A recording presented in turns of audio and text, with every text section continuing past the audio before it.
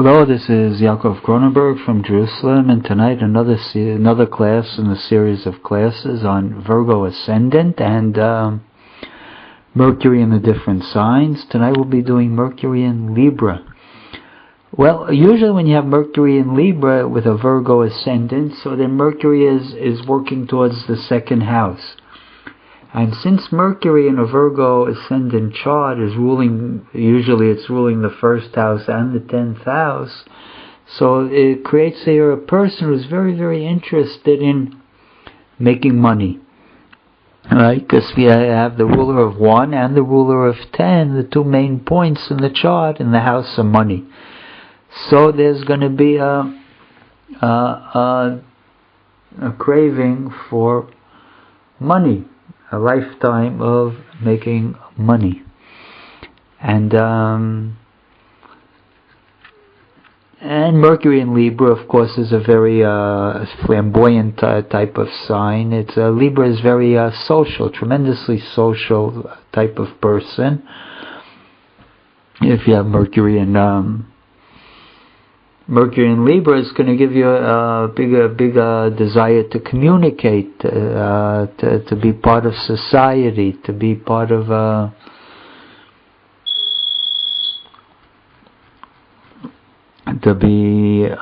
belonging. Libra is the planet of marriage. It's the planet of is very connected with beauty, with art, all sorts of things like that. And so a person who has the ruling planet in the sign of Libra, there's of course going to be all sorts of interest in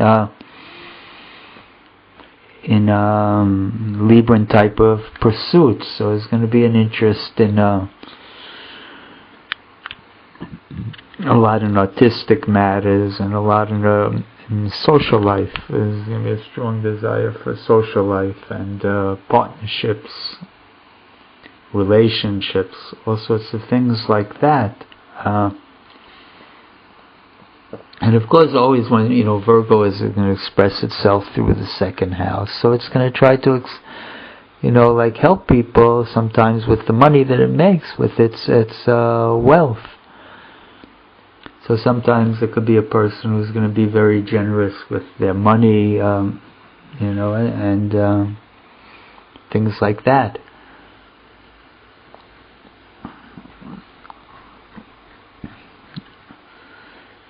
But in any case, what I want to say is that when 1 and 10 are both ruling, are both in Mercury, so of course there's going to be a big desire to be a communicator, to be involved in intellectual pursuits. And when you have it in Libra, it's also going to give that artistic bent to it. And of course you're going to have to look in a chart at the dispositor of Mercury, which is Venus. You're going to have to look where that Venus is, and you'll get some more information about the person whose chart you're dealing with. So we're going to look at a chart tonight of somebody who has a very unusual, actually, dispositor of his Mercury, and it teaches you a lot about the man, which maybe you wouldn't have gotten without if you just looked at the ascendant and the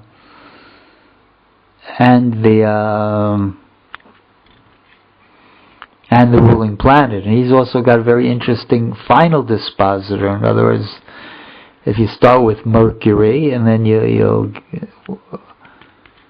get Venus, and then you look at the dispositor of Venus, that'll give you the final dispositor. And so it's very interesting. We're going to look at a man tonight. He's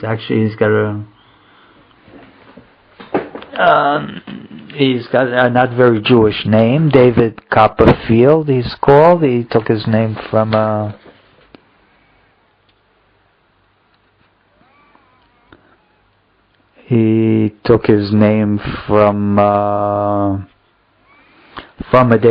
David Copperfield, which I think was a Charles Dickens novel, if I remember. But his real name is Kutkin, and his parents were both His grandparents are from Russia. His mother actually is from Jerusalem, Israel. And he grew up somewhere in New Jersey, and at the age of 12 already, he was the youngest man ever admitted to the Society of Magicians. And he became very, very, very incredibly wealthy. I think he's the all-time rich, most successful, money-making solo performer in history, more than Madonna and more than Michael Jackson. And he performs in 500 shows a year, something like that. So he's a big workaholic.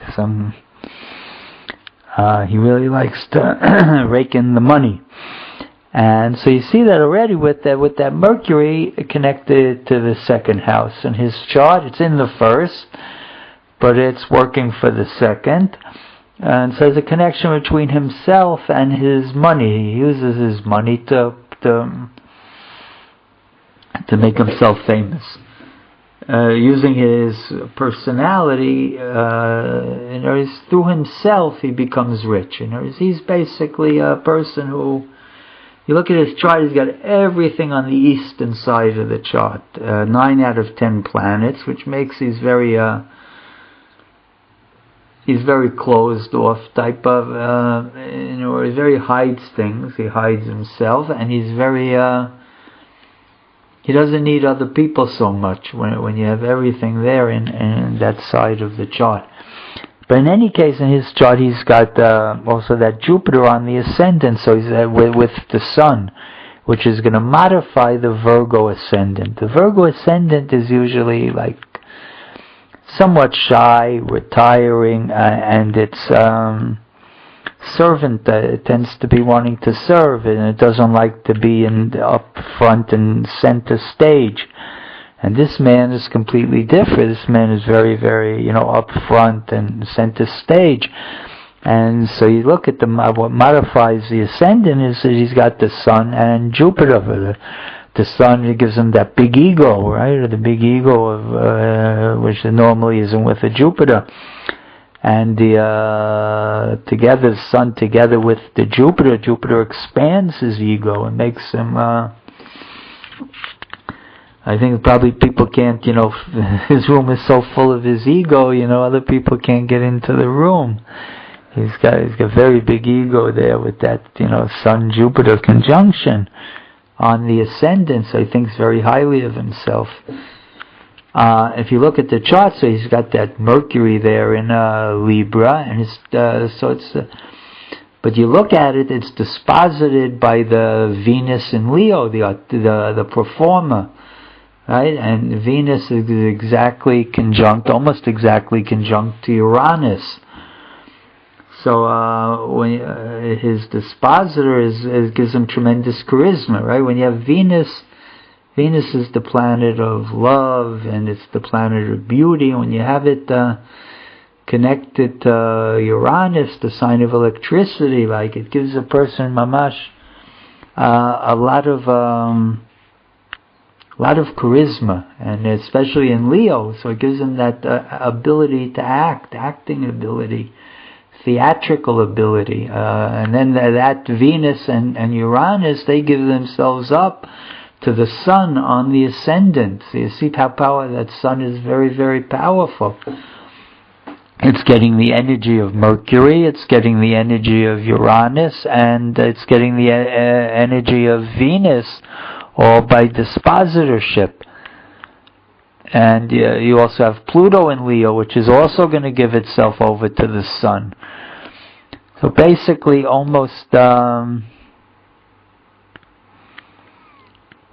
everything gives itself up to the ascendant in his chart. And Saturn is in Scorpio, gives itself to Mars in Pisces, which gives itself to Jupiter on the ascendant.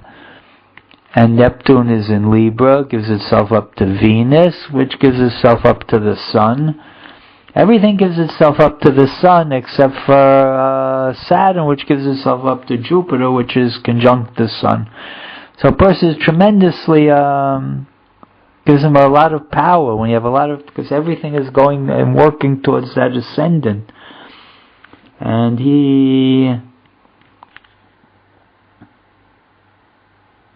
so it's a very interesting chart. We could spend a lot of time on it, but our 10 minutes are up, and I thank everybody for listening.